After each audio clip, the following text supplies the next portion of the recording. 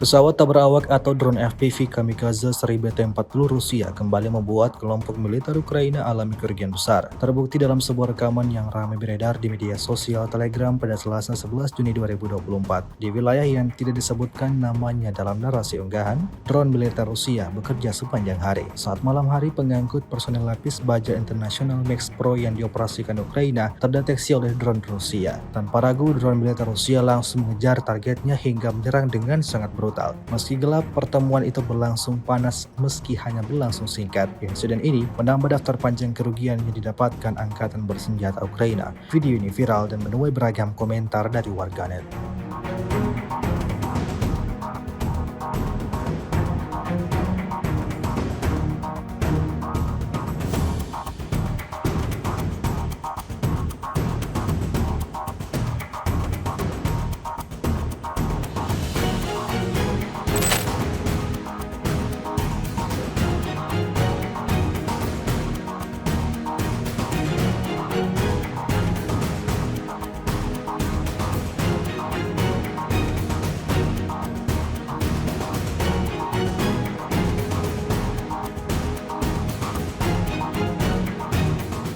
Download Tribun X sekarang, menghadirkan lokal menjadi Indonesia.